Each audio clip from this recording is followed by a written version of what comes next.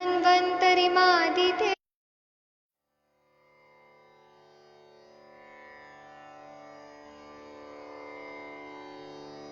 ॐ नमामि धन्वन्तरिमादिदेवम् सुरासुरैर्वन्दितपादपद्मम् लोके जरारुभयमृत्युनाशनं दातारमीशं विविधौषधीनां शङ्खं चक्रं जलौकां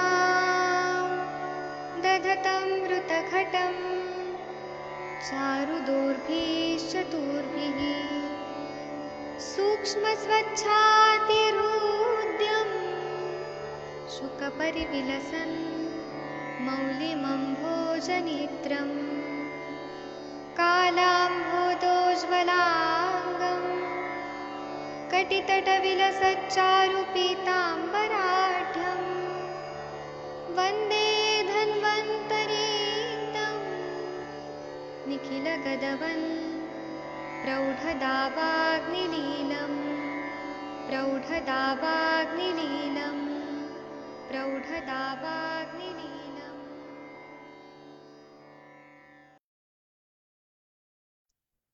प्रणाम सभी लोगों को। मैं वैद्य अरविंद पाठक आप सभी लोग का स्वागत करता हूं। सभी लोगों को कोटि कोटि प्रणाम करता हूं।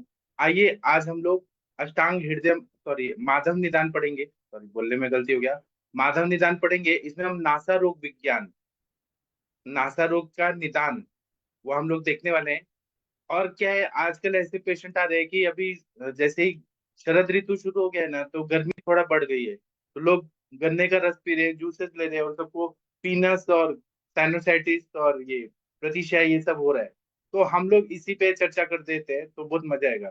तो सबसे पहले मैं आदरणीय महेंद्र सर से रिक्वेस्ट करूंगा कि सर आप ये शुरू करिए। आपके पीछे पीछे सब लोग बोलेंगे। नमस्कार सर। प्रणाम सर। जी सर। नासा रोग निदान, पीनस के निदान। आनयते यक्षे विशुष्यते च अनाह्यते दस्य विशुष्यते च विशुष्यते च प्रक्लेद्यते दुप्यति चापि नासा प्रकीद्यते धुप्यति चापि प्रक्लिप्यते धूस्यते चापि नासा नैवेति युगन्धरसाश्च जन्तु नवेति यो गन्धा नवेति रसांश्च गन्धरसांश्च जुष्टं व्यवसेदीयः पीनसेन जुष्टं व्यवस्येतेन पीनसेन पीनसेन तं च अनिले श्लेष्मभवं विकारम् तं शनिरन्तं विकारम् प्रियात् प्रतिस्यायिषम अनलिङ्गम् प्रतिस्यायसमानलिङ्गम्। नासिका सूखे कभी आर्द्र रहे, वायु शोषित कफ के कारण रुध जाए, जलन हो, गंध का ज्ञान ना हो, नासा रोग के कारण जिह्वा को भी रस का ज्ञान ना हो, इसे पीनस रोग कहते हैं। यह वायु और कफ के विकार से होता है। कफ वातज प्रतिस्याय के समान अन्य लक्षण होते हैं। हाँ, इसमें ये बता रहे हैं कि नासिका सूख जाती है, कभी आर्द्र रहती है, लेकिन जो कफ है वहां पे वो वायु की वजह से सूख जाता है, रुंध जाता है अंदर ही अंदर, मतलब उसका स्रोतोरोध हो जाता है कफ का, और जलन होती है, गंध का ज्ञान नहीं होता है, और नासा रोग के कारण जीवा को भी रस का ज्ञान नहीं होता है। ऐसे ही लक्षण कोरोना टाइम में भी आ रहा था, loss of smell, loss of taste. तो इसे पीनस रोग कहते हैं हमारे आयुर्वेद में। यह वायु और कफ के विकार से होता है। कफ वातज प्रतिशय के समान, कफ और वातज के समान अन्य लक्षण भी होते हैं, ऐसा बता रहे हैं। चलिए इसके बाद पूती नस से पढ़ेंगे। आदरणीय महेंद्र सर आप ही पढ़िए सर, बहुत मजा आ रहा है। पूती नस लक्षण दोषै विदग्धै गलतालुमूले दोषे तालुमूले मूले सम्मूर्छितो यशसमीरणस्तु समुचितो नमोचितो यस्य ईरणस्तु निरेति पूति मुखनासिकाभ्याम्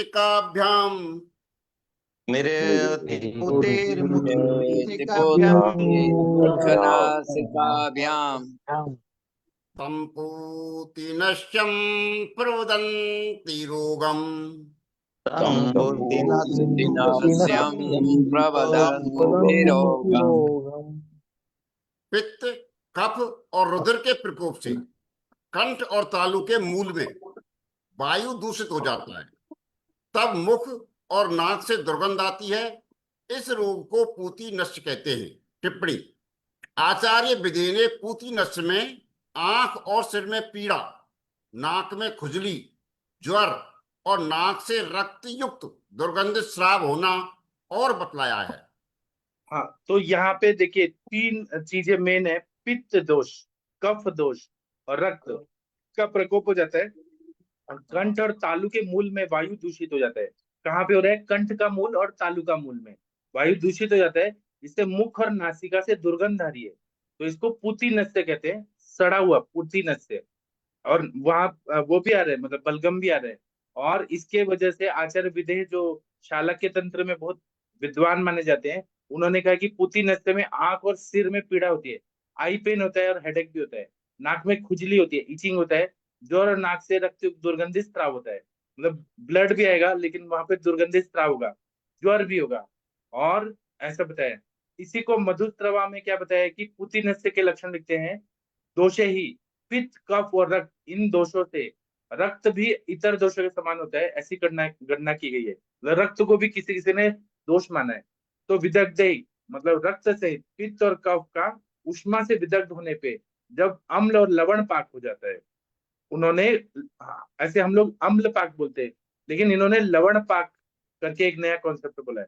लवण पाक हो जाता है तब उसमें पूती भाव का सहाय उत्पन्न हो जाता है, अर्थात पित्त विदग्ध होकर अम्ल हो जाया करता है, और विदग्ध होकर लवण नमकीन हो जाया करता है। अभी जमदग्नि सर ने भी बहुत बार ये बताया कि एक पेशेंट जो थी, वो उसको प्रतिशय था और इनफर्टिलिटी था, और वो हमेशा प्रतिशय होता था, तो बार बार उसके मुंह में जाता था वो सारा चीज, लवण रस, और लवण रस के अतियोग से उसको बहुत सारा प्रॉब्लम था। तो सर ने लवण को कॉम्पनसेट करने के लिए हरित की वगैरह दिया, तो ठीक हो गया। तो ये लवण जो हो जाता है, बचपन में भी आप लोगों ने देखा होगा, नाक में वो जब ज्यादा बहता है तो वो नमक जैसा मुंह में आता है, तो यार नमकीन हो जाता है वो चीजें। और इनके विधा से वायु भी सम्मूर्छित होकर अथवा उद्रिक्त हो जाया करता है। निरेति मतलब वायु ही निकला करता है, और दोषों में करते तो नहीं होता, क्योंकि पित्त पंगु है, कफ भी पंगु है। और पूती नस्यम जब बोला है तो नासा में होने वाले को नस्य कहते हैं, और जिस रोग में नासिका में से वायु दुर्गंध युक्त व बदबूदार होता है, उस रोग को पूती नस्य कहते हैं। विदेह कहते हैं कि मनुष्यों के सिर में रक्त मिश्रित कफ और पित्त संचित होते हैं, तब रक्त की उष्मा से पित्त और कफ विदग्ध हो जाता है, पित्त भी विदग्ध होता है, कफ भी विदग्ध हो जाता है। तब आंख और शंख प्रदेश में अत्यंत पीड़ा होती है, शंख मतलब टेम्पोरल एरिया में, और आईज में। तब नाक से सड़ा हुआ बदबूदार रक्त युक्त पीला स्राव निकलता है। इस रोग में नाक में कंडू होती है और ज्वर होता है। और गला और तालु के मूल में पित्त, रक्त और कफ, इन तीनों को प्रकोपित होने से वायु को भी प्रकोपित कर देते हैं। इनके प्रकोप से अथवा रक्त की उष्मा से पित्त और कफ विदग्ध हो जाते हैं। तब मुख और नासिका से गाढ़ा हुआ लाल पीला पका हुआ और अत्यंत बदबूदार कफ निकलता है, और इस रोग को पूती नस्य कहते हैं। अब आ रहा है नासापाक, नाक पक जाना, उसमें अल्सरेशन हो जाना। हाँ सर, आदरणीय सर, आप कृपया पढ़िए। सर, नासापाक के लक्षण: घ्राणाश्रितं पित्तमरुंसि कुर्यात्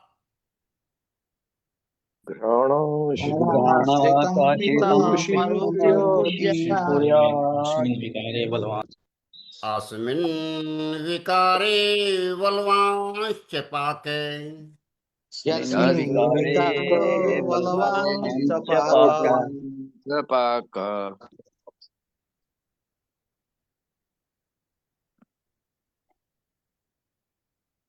पढ़िए।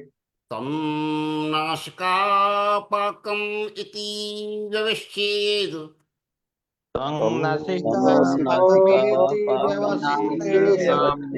व्यवस्ये विक्लेद कोथाव अथवा पियत्रय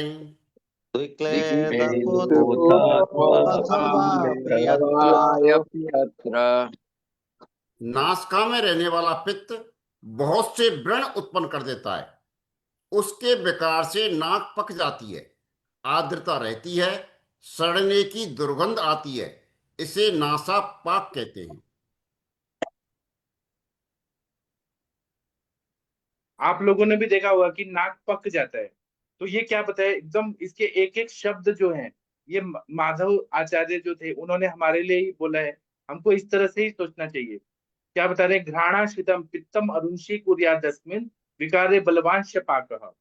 मतलब नासापाक में घ्राणाश्रित इत्यादि घ्राणेन्द्रिय जो रहते हैं, वहां पे क्या होता है कि अरुंशी जैसा हो जाता है, व्रण हो जाता है। घ्राणाश्रित पित्त और नाक, घ्राणाश्रित जो पित्त है वो नाक में पाक कर देता है, व्रण उत्पन्न कर देता है। और यस्मिन विकारे, जिस विकृति का विकार होने पर वहां पे सड़ाव होने लगता है, गीलापन आने लगता है। नाक में जब पित्त अत्यंत प्रकोपित हो जाता है तो वहां छोटी छोटी फुंसियां आने लगती हैं, और उसके बाद में नाक खूब पक जाती है। आप लोगों ने ऐसा फील किया होगा, आप लोगों को भी ऐसा होता होगा।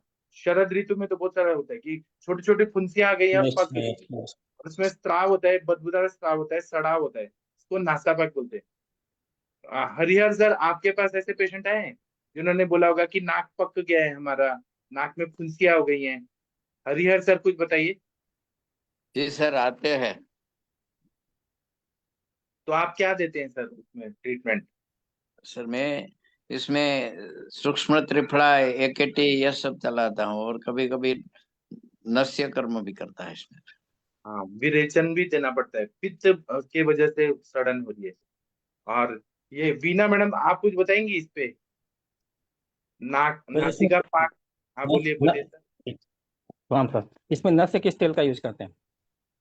इसमें अगर बहुत ज्यादा ये हो रहा है तो हम लोग चंदन वाला लाक्षादी तेल का दे सकते हैं। चंदन। हाँ, मतलब शीत वो उष्ण नहीं होना चाहिए।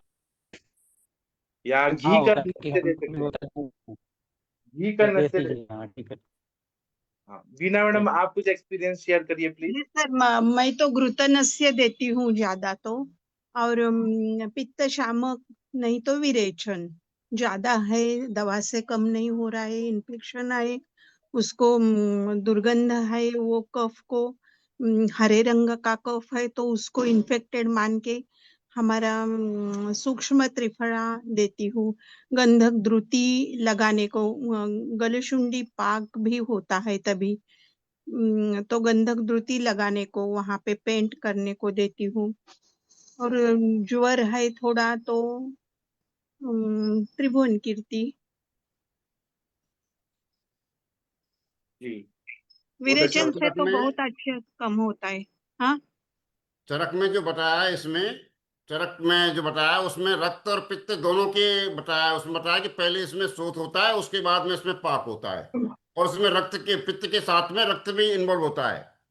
उसमें बताया स दहा रागस्तु स पाके स्याद घृण पाको अपि च रक्त पित्तात्। बराबर। तो आपके पास सर, आपने महेंद्र सर, आपने इतने पेशेंट देखे हैं, लाखों पेशेंट देखे हैं, आप कुछ बोलिए इस पे।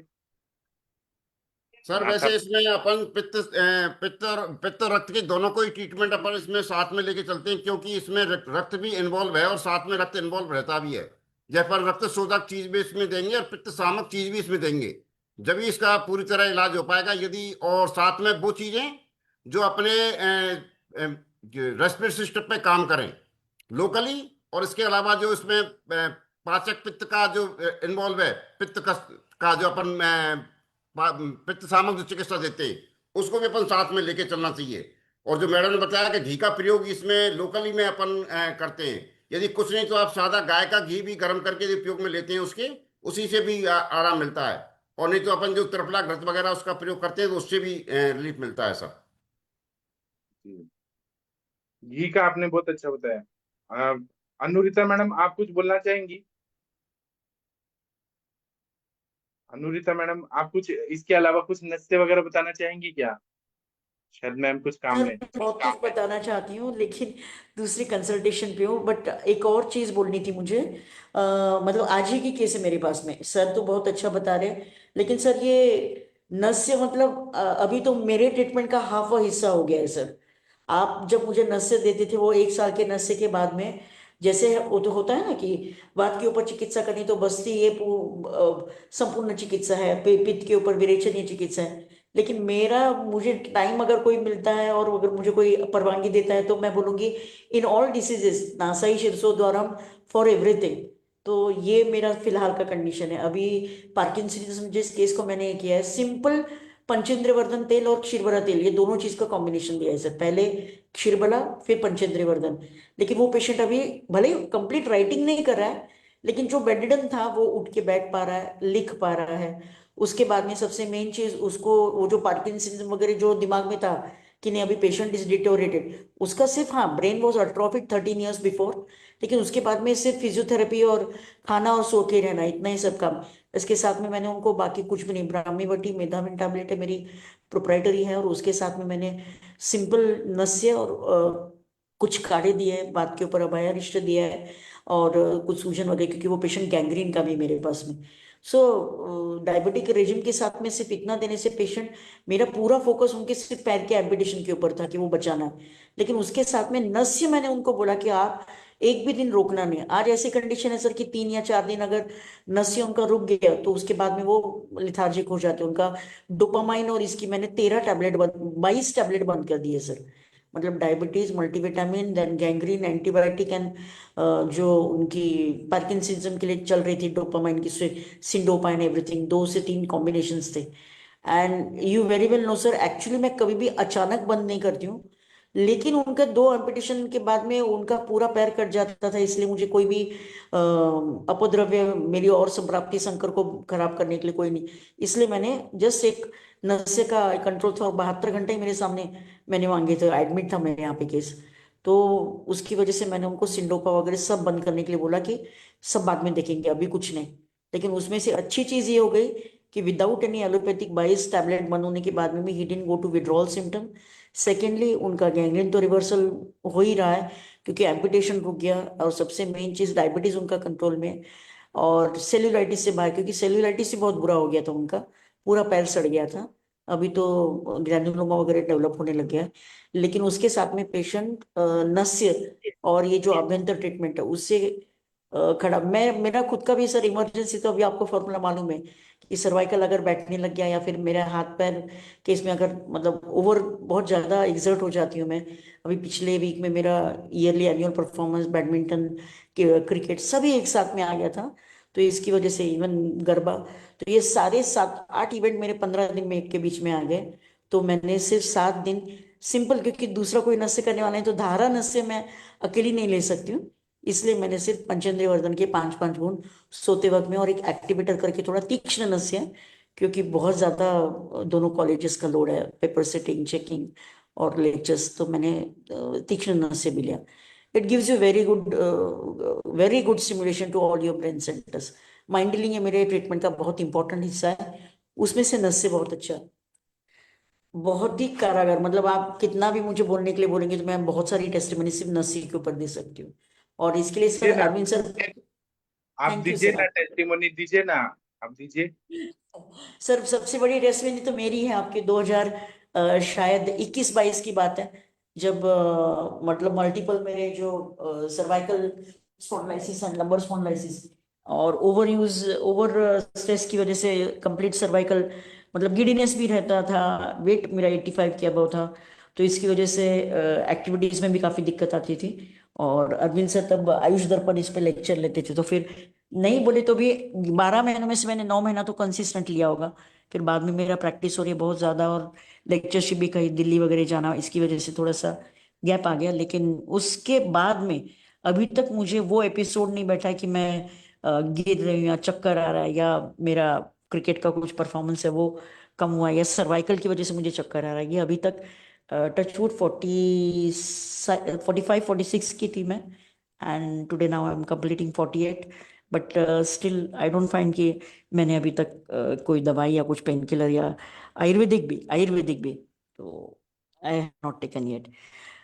सर मैंने पेशेंट को रोक के आपसे बात करने का इसलिए बोला, अच्छा, लेकिन मेरे आपने कहा 48 की आप कंप्लीट हो रही हैं आज, मतलब आज आपका जन्मदिन है? नहीं सर, 12 जुलाई को कंप्लीट हो गई सर, मैं 48 कंप्लीट। इट्स रनिंग 48, मतलब 47 कंप्लीट 48, बट अनुरेखा जी, हाँ आपने जी। क्या सिर्फ नस्य के लिया था भ्रम के लिए? मैडम भ्रम, और मेरा एक आई एम अ वैल्यूसिन सर्वाइवर। मेरी पुरानी, अगर आप आयुष दर्पण पे से मेरी बहुत बड़ी टेस्टिमनी है, मैं वैल्यूसिन हाँ सर्वाइवर हूँ। ओवर यूज हाँ ऑफ ड्रग्स की वजह से एंड हाँ स्टीरॉइड की वजह से, मल्टीपल हाँ ड्रग्स की वजह से I am imbalanced with my thyroid and hormone secretions. I was 105 kg weight, अभी मैं 72 हूँ, and I have multiple bone density losses, मतलब सीवियर बोन डेंसिटी लॉस, कि हाँ जिसमें ऐसे मुझे बोला गया था ब्रेन के सर्जन ने कि या हाँ तो आपकी ब्रेन सर्जरी करा लीजिए, क्योंकि उसका वेट आपके वर्टिब्रल कॉलम को इतना ज्यादा वीक हो गया है कि आपके वर्टिब्रल कॉलम को ब्रेन का वेट बेयर नहीं होगा, तो आप एक सर्जरी करा लीजिए, लैमिनेक्टोमी सब बोला था, हाँ क्योंकि कंटिन्यूस भ्रम था। हाँ it was I think my baby is 21 years, it was suggested 12 years before. I didn't do that. And हाँ सेकेंडली, जब मैं ये सर्वाइकल और ये सारी चीज़ों की वजह से I was strictly set, even sir को मालूम है, मैं जब ऑपरेशन अभी सजेस्ट किया था, फ्रैक्चर था मेरा, मल्टीपल फ्रैक्चर्स रहता है, 7 से 8 फ्रैक्चर्स अब तक हो चुके हैं, लेकिन लास्ट फ्रैक्चर मेरा बहुत सीवियर था। It was knee fracture and it was ligamental injury. और खाडिलकर सर हमारे बहुत बड़े ऑर्थोपेडिक है यहाँ के, खराड़ी के, तो उन्होंने बोला था, because I am a badminton and cricket player both, मैं एसोसिएशन के लिए खेलती हूँ, तो बोले आप इसके बाद में भाग नहीं सकती, आपको सिर्फ चल चल सकेंगे, काम कर सकेंगे, बहुत सीवियर बोन लॉस डेंसिटी है। लेकिन विदाउट सर्जरी में बाहर निकली। मेरी पैनल कंसल्टेंसी जहाँ पे है, वहाँ पे मैं सिर्फ 6 दिन एडमिट रही, 7 days, क्योंकि मुझे हेल्प लगता था। उसके बाद में मैंने 1.5 year में विद आयुर्वेदिक मेडिसिन, नस्य, देन ऑयल, ये सारी चीज़ें जो भी, वीकनेस तो बहुत थी, दर्द काफ़ी था, क्योंकि लिगामेंटल इंजुरी जल्दी हील नहीं होती, बहुत पेन करती है, और मेरी एक्टिविटीज़ नहीं रुकती। But today this time it was my second annual badminton trophy, जो रनर अप सेकंड था, जो फर्स्ट ट्रॉफी आती थी वो सेकंड रनर अप आया। एंड सिंगल्स में, डबल्स में कम से कम 17 मैचेस खेली मैंने एक दिन में। क्रिकेट सर को मालूम है, स्टेट लेवल तक खेलती हूँ मैं। एंड मैडम मैं सप्लीमेंट्स लेती हूँ, मेरा कैल्शियम, ओमेगा, क्योंकि हार्ट में भी मेरे कुछ पैरामीटर्स कम हैं, I am less with potassium and other levels, लेकिन बहुत वर्कहॉलिक हूँ इसकी वजह से। आयुर्वेदिक मेडिसिन के अलावा मैंने आज तक कुछ नहीं लिया है, सर्जरी भी नहीं किया, एक्सेप्ट माई सिजेरियन सेक्शन, जिसने यमदूत मुझे दिखा दिया था। एंड सर का जो नस्ल है वो ऑयल, हाँ, मैं यमदूत बहुत, मैं कोमा में थी तो मैंने यमदूत बहुत करीब से देखा है। So I know what is death, I know what is the importance of life. इसलिए मैं हर दिन को ऐसे जीती हूँ कि yes, I am 25 years old and I have to live my life. तो थैंकफुल टू अरविंद सर, क्योंकि मैं नस्य, मेरे नस्य के लिए सर का ही ऑयल यूज करती हूँ। 1-1.5 साल मैंने नस्य से ऑयल को पिया है मतलब सर क्वांटिटी बताइए तो मैंने कितना नस्य लिया है।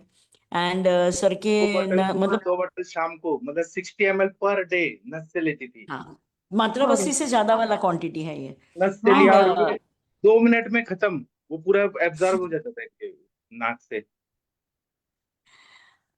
It was very nice time sir, लेकिन बहुत अच्छा लगता था तब।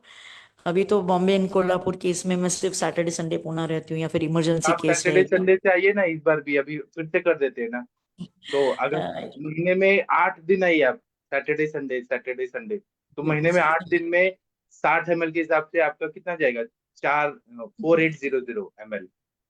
Thank you ma'am. मुझे मेरे वात के लिए और मेरे सारी बोन डेंसिटी के लिए तकरीबन 10 साल से मेरे 4 गुरु हैं, और तकरीबन 10 साल से मुझे सजेस्ट किया है कि आप रेस्ट करो, आप एक्टिविटी छोड़ दो, आप ड्राइविंग मत करो, आप पंचकर्मा करो, बस्ती करो। लेकिन टाइम ना मिलने की वजह से, या घर की रिस्पॉन्सिबिलिटीज बोलिए आप, तो उसकी वजह से मैंने नस्य को मेरा प्रैक्टिकल हथियार बना लिया कि मैं बस्ती नहीं ले सकती हूँ बिकॉज ऑफ वात प्रकोप। और मैं घृत, और ये मेरा मतलब घृतपान भी बहुत मुझे महक की वजह से तकलीफ होती थी, तो सर की वजह से अभी 1-2 चम्मच गाय का घी मैं खाने लग गई हूँ। लेकिन हाँ, I didn't increase my weight. 1 घंटा या 1.5 घंटा मेरा वर्कआउट योगा या ये जरूर रहता है। लेकिन अभी 62 से बेटे ने मुझे चैलेंज किया है 65 तक, 72 से 65 तक। तो थायराइड में देखते, क्योंकि थायराइड में बहुत डिफिकल्ट होता है वेट लॉस। तो यहाँ पे जितने भी लोग हैं वो नस्य को ना इमरजेंसी ट्रीटमेंट, कोई भी पेशेंट हो, एक ओंकार लगा देना है। आपके पास में एक टेबल नहीं तो चेयर पे पेशेंट को बिठाना है, ओंकार में उसको रिलैक्सेशन माइंड डीलिंग में आपको अफर्मेशन भेज देती हूँ, वो लगा के उसको नस्य देना है। जो सर बताएंगे वो नस्य दीजिए, धारा नस्य दीजिए, लेकिन नस्य दीजिए। और आने वाले वक्त में साइकोलॉजिकल साइकोसोमेटिक डिसऑर्डर ये बहुत ज्यादा बढ़ रहे हैं, उसमें रामबाण उपाय है कि आपके हार्मोन्स, आपका न्यूरल, मतलब आपका ये सोचिए ना, आपकी सारी हार्मोन्स जो भी है उसमें आपकी जो मास्टर ग्लैंड है पिट्यूटरी, उसके 90% हार्मोन एंटीरियर पार्ट से सीक्रेट होते हैं, लेकिन उसका संबंध और पोस्टीरियर पिट्यूटरी, इसका संबंध neurological pathway and endocrinal pathway, ये डिफरेंट है। इन सबको ट्रिगर करने के लिए आपको एक ही चैनल है, दैट इज क्रिब्रिफ्रॉम प्लेट। आपका नस्य करो थ्रू क्रिब्रिफ्रॉम प्लेट, ब्रेन की सारी जो भी हमारे शुंगाटक मर्म से लेके सारे मर्म है उनको स्टिमुलेट करो और आपकी सारी सिस्टम्स को कंट्रोल करो। बहुत अच्छा रिजल्ट मिलेगा। कोई भी पैथोलॉजी होने दो, कोई भी। अभी ये पेशेंट मेरे पास में गैंग्रीन रिवर्सल या एम्पुटेशन नहीं करना है तो मुंबई से यहाँ पे आया था, क्योंकि मुझे मुंबई जाने का भी टाइम नहीं था, तो उस पेशेंट को भी मैंने नस्य दे दिया। तो जस्ट अंडरस्टैंड, इसका इंडिकेशन वगैरह कुछ मत दीजिए। कॉन्ट्रा इंडिकेशन एक ही है कि उसको सर्दी या पीनस या ऐसे कुछ ना हो, और दूसरी चीज पोजिशनल, मतलब झुकने के बाद में उसको अगर क्या बोलते हैं, ये अगर आ रहा होगा, चक्कर वगैरह आ रहा होगा, या पोजिशनल अगर उसका स्पॉन्डिलाइसिस होगा, तो उसको थोड़ा सलीके से दो, क्योंकि हम उसको जो पोजीशन देते हैं उसमें उसका ये कराते हैं ना, बिलो द टेबल उसको ये कराते हैं, तो उसको अलग पोजीशन से दो, बाकी कुछ नहीं। ओके। अच्छा, चलिए हम आगे बढ़ते हैं। हम अनुरिता मैम से बहुत कुछ सीखने को मिलेगा पूरे भारत को। हम इनसे और जुड़ते रहेंगे, सीखते रहेंगे। ये पूरे रक्त के लक्षण ये पढ़ते हैं। आदरणीय महेंद्र सर जी, आप पढ़िए प्लीज सर। हाँ सर। दोषै विदग्धै अथवा पिजंतो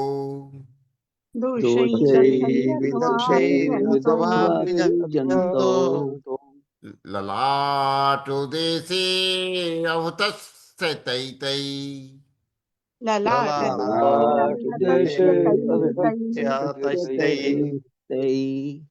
नासाश्रवे कुयम् अस्रग्मिश्रम्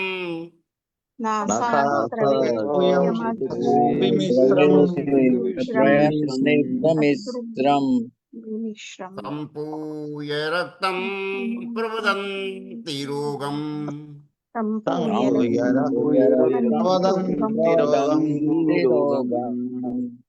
मस्तक में पित्त और रक्त की अधिकता के कारण सब दोषों के कुपित होने से अथवा चोट लगने से नाक के द्वारा रुधिर मिला हुआ पीप निकलने लगता है।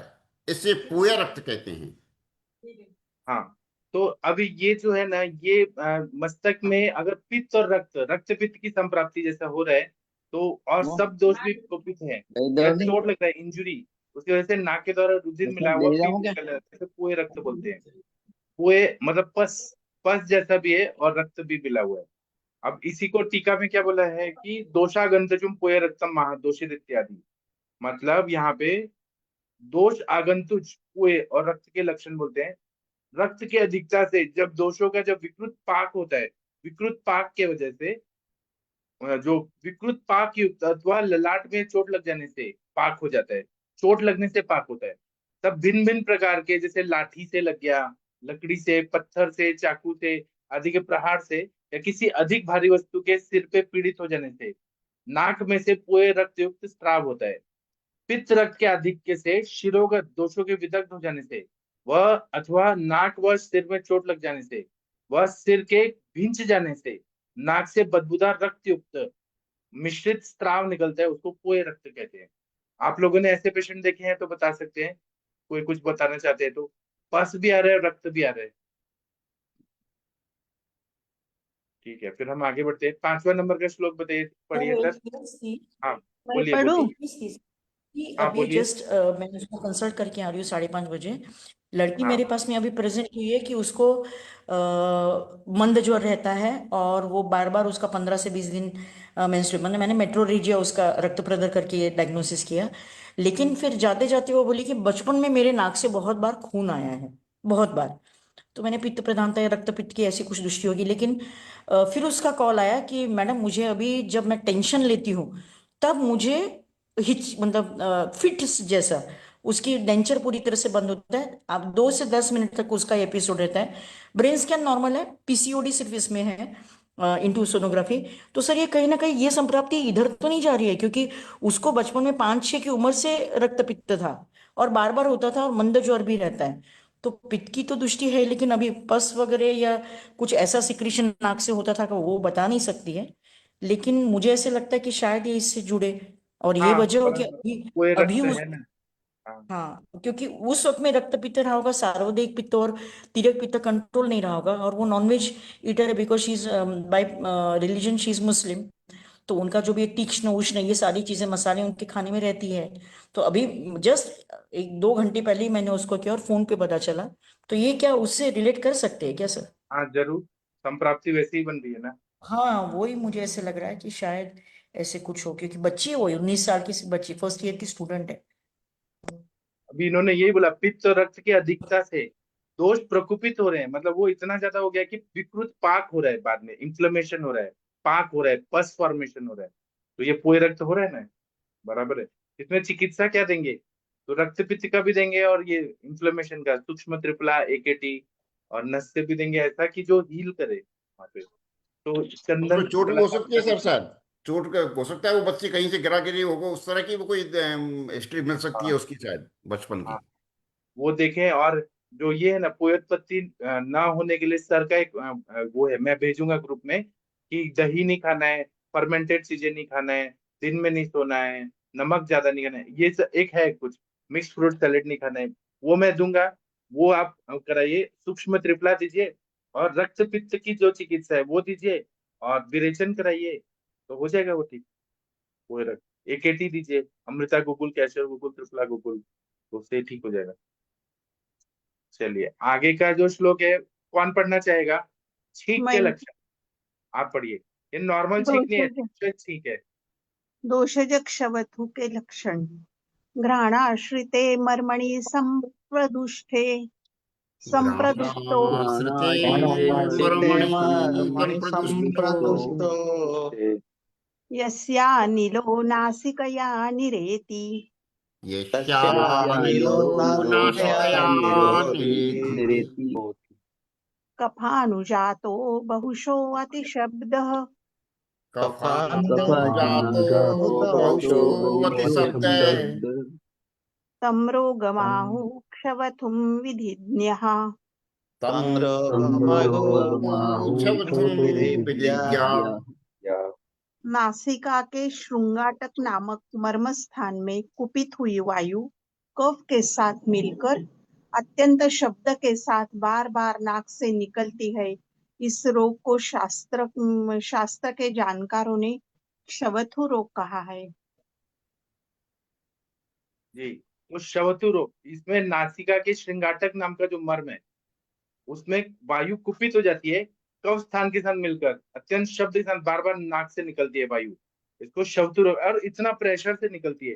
टीका में बोला है कि शवतु दो प्रकार का होता है, एक दोषज होता है, एक आगंतुज होता है। आगंतुज मतलब धूल मिट्टी मिर्ची, तड़का डाल रहे हैं मिर्ची का, या कुछ ऐसे सीमेंट का उड़ने वाला बालू रेत, उससे आगंतुज होता है। तो प्रथम घ्राणाशित जब बोल रहे हैं, तो वहां पे घ्राण में जो मर्म है, श्रृंगाटक मर्म, वो बताया गया है। और वहां पे कफ मिश्रित वायु तोद और कंडू कर देता है, मतलब पेन भी कर रहा है और खुजली भी कर रहा है, तब बड़े बड़े जोर से छींकें आने लगती है, उसमें कफ भी मिश्रित होता है, और उसको और कंटिन्यू छींक आती है। अभी यहाँ पे पूना में एक जगह है, बाघोली करके एरिया है, वहां पे ना क्रश सैंड के फैक्ट्रियां हैं, जो क्रश सैंड आजकल बनता है ना रेत के ऑप्शन में। तो वहां पे जो भी लोग रहते हैं ना, उनको इतनी छींकें आती है, सर्दी जुकाम प्रतिशाय पीनस ये सब होता है, क्योंकि वो पार्टिकल्स जितने उड़ते हैं ना, वो पूरे एरिया में फैल जाता है। तो उन सबको तो वमन हर साल कराना ही पड़ता है। तो ये जो शवतु है ना, आगंतुक टाइप का है, और नहीं तो दोषज वाला तो होता ही है, दही खाने से छींक हो रही है या नॉर्मल। जी, आप कुछ बोलना चाहेंगी अनुरिता मैम छींक पे? ये एक वेग भी है, अधारणीय वेग भी है। बोलिए वीना मैडम, कुछ बोलना चाहेंगी? आपको ऐसे पेशेंट है कि सुबह बहुत छींके आती है, बहुत ज्यादा छींके आती है, 10-10 रुमाल भीग जाता है, इतनी छींके आती है, और उनका हेतु रात को दही खाना या फिर पानी पीना, ठंडा पानी पी के सोना, ये सब होता है।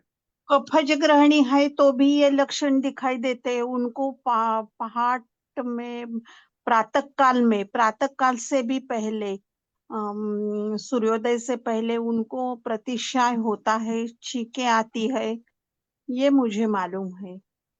ऐसे जी पेशेंट भी देखे हैं, दिन भर कुछ नहीं रहता, मगर 4-4:30 बजे उनको बहुत छींके आती है, नासा गलती है, नासा पानी आता है नाक से, जी और निदान होता है कफज ग्रहणी का उनका। जी ये सही है सर? हाँ, बराबर। कफज ग्रहणी, कफज हर व्याधियों में तो छींक आती है, ग्रहणी में तो आएगा ही, अग्निमंद है तो वो हो गई।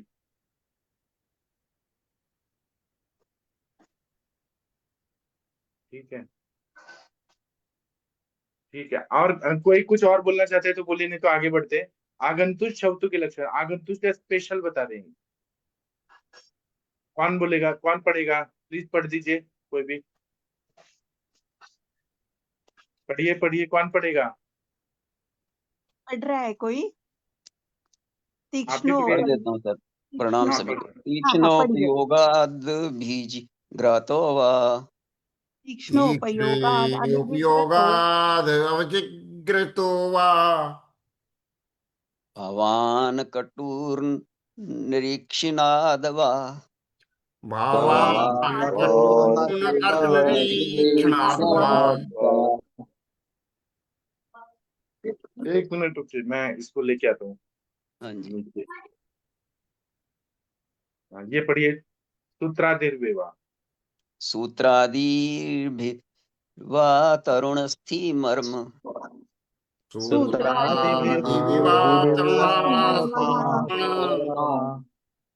युद्घाटितेऽन्य शवथुर्निरो निरेति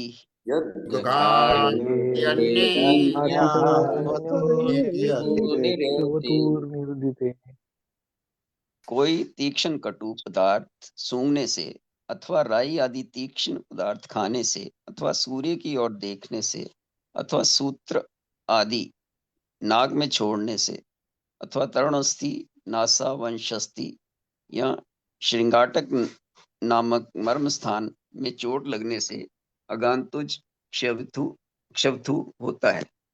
हाँ, ये बता रहे हैं कि तीक्ष्ण उपयोगात, तीक्ष्ण उपयोगात मतलब राई मिर्च तीक्ष्ण द्रव्यों के खाने से, या फिर उनका चूर्ण बार बार सूंघने से, या वो कैसे भी तड़का दे रहे हैं, छू रहे हैं, या जहाँ मसाला फैक्ट्री है वहां पे जहाँ कूट रहे हैं वहां पे जाने से, या सूर्य को देखने से, कफ विलीन जब होने लगता है सूर्य को देखने से, या फिर नासा वंश की अस्थि जो है तरुणास्थि, उसका आघात होने से, चोट लगने से, मर्म स्थान में पीड़ा होती है, या जो, और डीएनएस जो होता है डेविएटेड नेजल सेप्टम, उसमें भी शब्द होता है, तो वो भी कारण होता है। तो उसमें बार बार नासापुट को उत्तेजित करने से, प्रचलित करने से, मतलब कोई धागा वगैरह डाल के या कपड़ा डाल के और नाक में डाल देंगे तो फिर वो छींके आती है। या कुछ लोग क्या करते हैं, पनिशमेंट देते थे पहले के जमाने में कैदी लोग को, नाक के जो बाल है ना वो खींच देते थे, मतलब उखाड़ देते थे, और जबकि वो अंधापन लाता है। और जो जैन मुनि लोग होते हैं ना वो ऐसे करते हैं, नाक के और या दाढ़ी के जो होते हैं ना बाल खींच के निकालते हैं, जो लोग बहुत साधु होते हैं जैन मुनि, लेकिन उससे दृष्टि कम होती है, ऐसा हमारे ग्रंथों में लिखा है। तो उसके बाद भी छींके बहुत आती है अगर नाक के बाल खींच के निकाला तो तीक्ष्ण पदार्थों के सेवन से या सूंघने से या सूर्य की ओर देखने से, नाक में डोरा या तिनका आदि डालने से, नाक के अंदर तरुणास्थि या झंझरास्थि में एक प्रकार की उत्तेजना होती है, जिस कारण जोर से छींके आने लगती है, इसे आगंतुक शब्द कहते हैं। आप लोग कुछ बताना चाहें तो बता सकते हैं, तो आगे बढ़ते हैं। भ्रंशतु के लक्षण, भ्रंशतु शब्द और तेल भी आता है ना, हाँ बताइए, ये पढ़िए कोई तो। अंजना मैडम जी आप पढ़ना चाहेंगी या अनुरिता मैम, कोई तो पढ़िए। पढ़ रही है, हाँ मैं पढ़ूँ कि मैडम पढ़ रही है? पढ़िए पढ़िए, आप पढ़िए। भ्रंशस्य ते नासिकया तु यस्य सांद्रो विदग्धो लवणा कफस्तु रुकिए प्राक् रुकिए संचित रुकिए। भ्रश्यते नासिकया नासिकायुः तु यस्य तान्द्रो विदग्धो लवणे कफस्तु प्राक् संचितो मूर्धन्ति सूर्य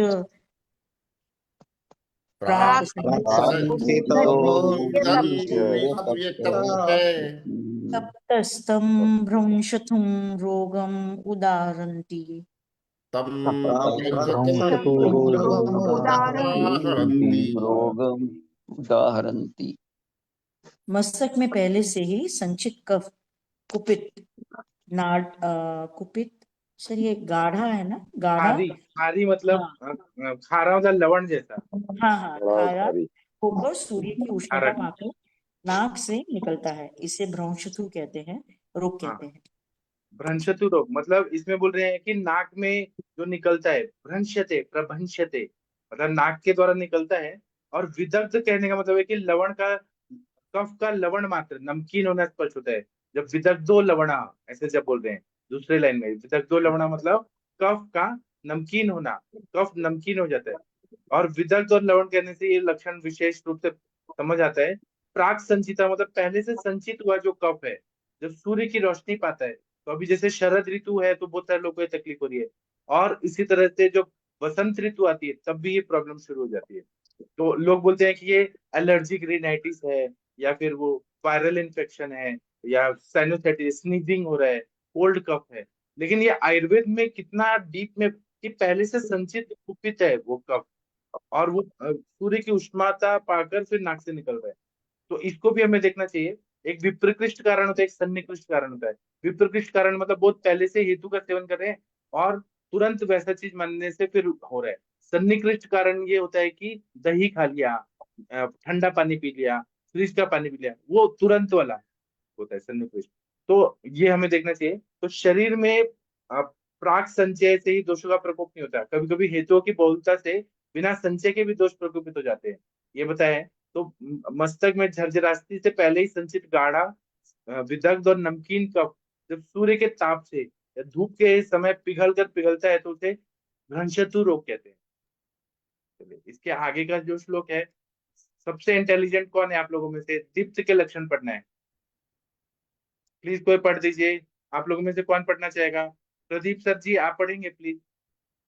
जी सर। डॉक्टर प्रदीप सर जी।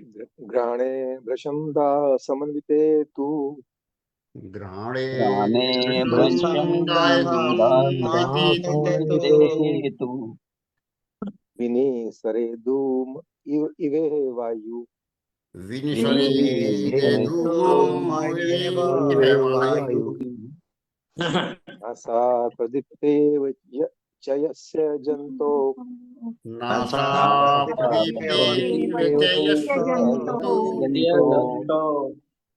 व्याधि दूतं दीप्तमुदाहरन्ति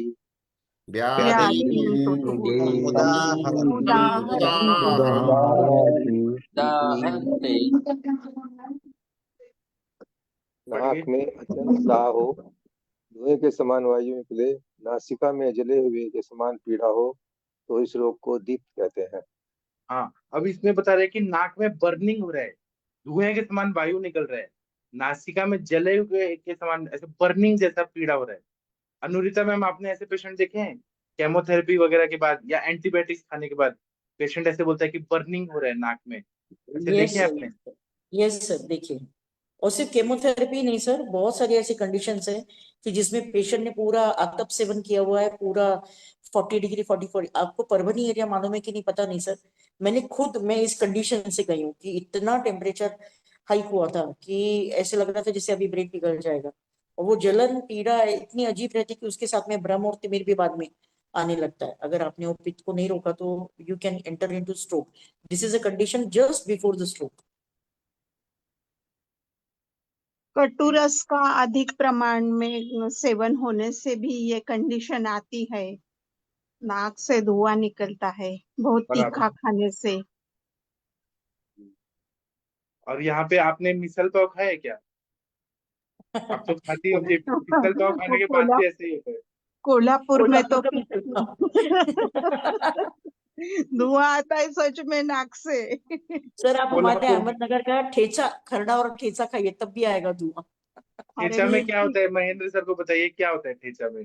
अरे कुछ नहीं, हरी मिर्च जो कि ब्लैक कलर की होती है और उल्टी आती है, उसको लौंगी मिर्ची बोलती है। मतलब वो खड़ी रहती है पेड़ों पे और इतनी तीखी होती है कि अगर आपने हाथ धो लिया तभी पूरा दिन उसका तीखापन नहीं जाता है, इतना उसका कटु रस रहता है। और विपाक भी इतना गर्म रहता है उसका कि आपको दूसरे दिन पता ही चलना चाहिए। और खरड़ा मतलब मिर्च, उसको भून के उसमें अंदर सिर्फ लहसुन डालना है और तेल डालना है, उसको भूनना भीनना कुछ नहीं है। मतलब तेल वेल डाल के उसको पकाना नहीं, ऐसे कच्चा लहसुन मिर्ची और नमक, इसका सिर्फ ये रहता है, जैसे भरड़ रहता है, उसको खरड़ा बोलते हैं। और वो भाकरी के साथ में खाते हैं, गांव के लोग खाते हैं बाबा। I don't eat. वो भी बाजरी का भाकरी रोटला उसके साथ खाते हैं। वो भी उष्ण वीर्यात्मक। मतलब पूरी तरह से मुड़व्याध और फिशुला की तरफ जाने के लिए अगर आपको कुछ करना है तो सिर्फ ये रेसिपी खाइए। नहीं, लेकिन कुछ लोग बोलते हैं कि मेरे पास ऐसे पेशेंट है कि हम वो खाते हैं तो हमको फ्रेश फील होता है, तीखा सर खाते हैं तो। Because lot of people what they feel is that वो जो चिलीनेस की वजह से, वो जो उष्ण की वजह से जो उनको लूज मोशन हो रहा है ना, एक्चुअली उनका कॉन्स्टिपेशन रिलीव करता है and they are basically constipated, तो उनको अच्छा लगता है। तो वो मगर विशेषज्ञ उसके है साथ सर। ना अनुरिता जी, उसके साथ वो प्याज खाते हैं ज्यादा, मैम ठेचा एक्चुअली भाकरी आप, के साथ। मैडम मैंने इस चीज का स्टडी किया है मैम। देखिए हम जब भी बोलते कि साथ में, तो ना मेरे पास में जो लोग जलगांव के आते हैं ना, मैम वहां पे कच्चा तेल खाते हैं, लेकिन that is crude oil, that is compressed oil. तो उधर का जो वीर्य विभाग और अपने ये जो रिफाइंड ऑयल है ना, they are hmm, very very harmful because they are all chemicalized and refined. तो वहां पे उनको तकलीफ नहीं होता है। जो खरड़ा के ऊपर तेल डालते हैं, मूंगफली का तेल, तो कुछ लोगों को ना दही के साथ में खाने का आदत है, जो सोलापुर में है। मैं ये सब जगह प्रैक्टिस कर चुकी, इसलिए मैडम मैं बोल सकती हूँ। सोलापुर में जो भी उनकी वो रहती है ना, चटनी ठेचा या कुछ, वो हमेशा दही के साथ में खाई जाती है। तो मैम उसकी वजह से क्या होता है कि उनका वो जो उष्ण तीक्ष्णता है वो सौम्य हो जाती है, जिसकी वजह से उनको वो तकलीफ नहीं देती है शुरुआत में। लेकिन अंत में तो वो बाद में विपाक और वीर्य तकलीफ देने वाले होते हैं। इट्स और बेटर इट आप शुड बी। खाती है क्या मैम? अनुरिता मैम आप खाती है क्या ठेचा बिल्कुल वगैरह? नहीं सर, मैं, मेरे घर में तो झगड़े होते हैं क्योंकि सासू और हस्बैंड तीखा खाते हैं और मैं और मेरा बेटा एकदम सौम्य खाते हैं। तीखा खाते ही नहीं है सर हम, मतलब नहीं खा पाते हैं। और अगर और हमने किसी दिन सन के लिए परून पोली खा लिया कि दूसरे दिन विरेचन और कोरफड का रस हमारा रेडी रहता है, मेरा और मेरे बेटे का। सौम्य विरेचन तुरंत ले लेते हैं हम। और मिसल पाव खाती हैं अगर कहीं नहीं बाहर सर गए? नहीं, मैं जंक तो छोड़ के, मुझे काफी साल, मैं दिल्ली की लड़की हूँ सर, लेकिन नो जंक। छोला भटूरा ही कभी दिल्ली जाके खा लूँ तो साल में एक बार, वो भी मेरे दोस्त लोग खिलाते हैं, लेकिन I left everything sir, I don't eat anything. अभी तो शरद ऋतु है तो इतना पित्त का प्रकोप हुआ है सभी को।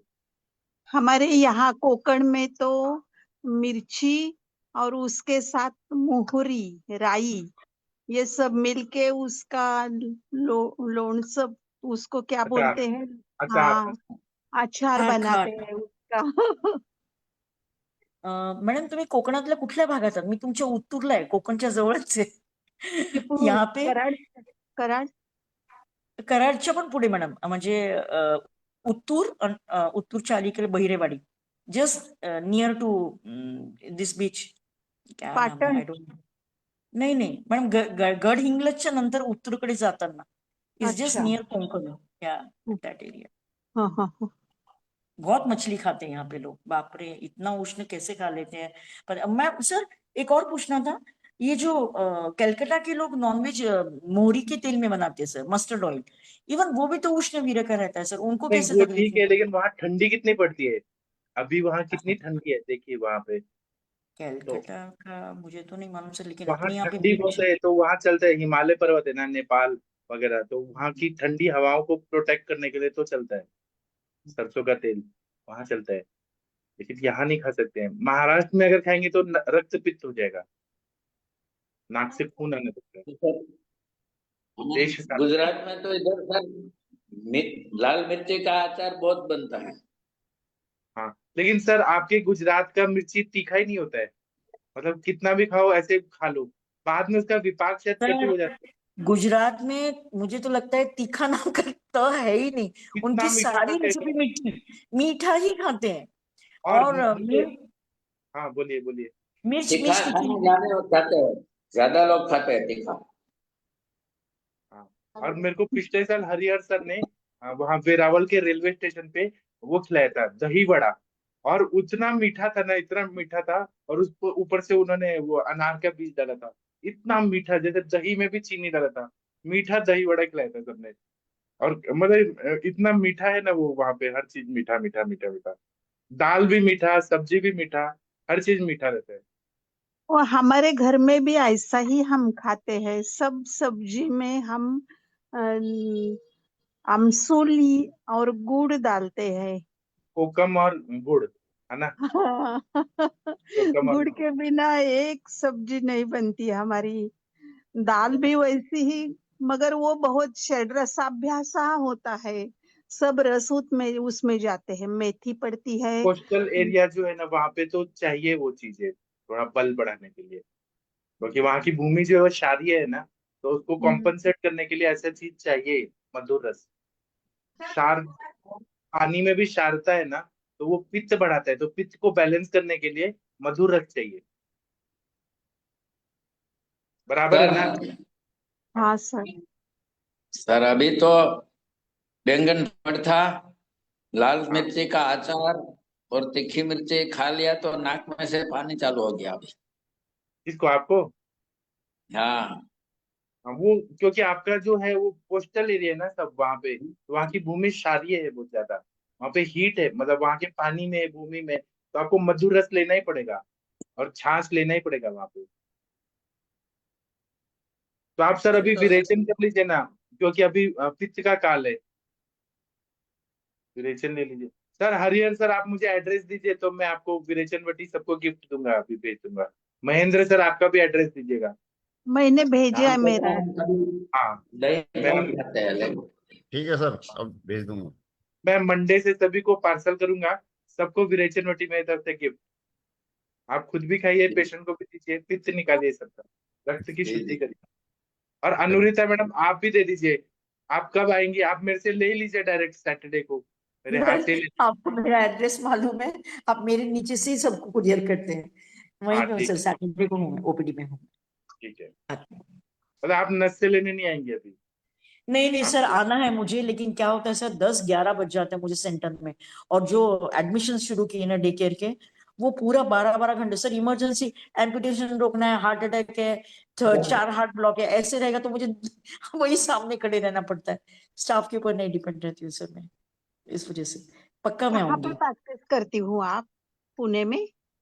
मैम सर के पास में मेरा खराड़ी में हेल्थ सेंटर है 2, और 10 किलोमीटर के दायरे में मेरे 7-8 हॉस्पिटल की मैं पैनल कंसल्टेंट हूँ। तो वो पैनल कंसल्टेंसीज मैंने इमरजेंसी केसेस के लिए रखी है, क्योंकि आयुर्वेदिक ट्रीटमेंट वहाँ चलता है, लेकिन कैंसर है, लास्ट स्टेज है, किडनी डायलिसिस चालू है, और पैरेलल लाइन आयुर्वेद देना है, तो उनकी पॉलिसी की वजह से मुझे वहाँ पे कहाँ पे? पैनल कंसल्टेंट हूँ। मंगेशकर पूना में? में श्री हॉस्पिटल है, इयोन हॉस्पिटल है, अभी अग्रवाल हॉस्पिटल भी बात चल रही है, देन वात्सल्य हॉस्पिटल, सागर नर्सिंग होम, वाघमोड़े हॉस्पिटल, तो अच्छा। पुणे मुंबई में स्पंदन हॉस्पिटल, और मेरे खुद के सेंटर्स खराड़ी में ही है, वहीं पे सर के पास में, उनके आशीर्वाद के अंदर ही है हम। और अच्छा। आपके क्लिनिक के सामने जो एक बिल्डिंग है ना आईटी वाला, वो सब आप अभी लेने वाली हैं, वो आपका ही है? सर जी आप ले लिया। सर सबको डराइए मत, खाम खा लोगों को लगेगा कि कौन पर्सनैलिटी। आपका आशीर्वाद रहे सर, हॉस्पिटल में कन्वर्ट हो जाए वो, और कुछ नहीं। ठीक है, तो अभी हम सेशन बंद करते हैं, अभी नया श्लोक बाद में पढ़ेंगे, ठीक है? आप सब लोगों को कैसा लगा आज का सेशन? हरिहर सर कैसा लगा आपको? बहुत बढ़िया लगा सर। हाँ, ठीक है, तो अभी हम ना रात को 9 बजे मिलते हैं, केस टेकिंग वाला। और ये जो अधूरा रह गया है ना, ये हम बाद में कभी तो करेंगे, लेकिन हम करेंगे इसको भी कंप्लीट। ठीक है, थैंक यू, प्रणाम सभी लोगों को। रात को 9 बजे मिलते हैं। प्रणाम सर, थैंक यू।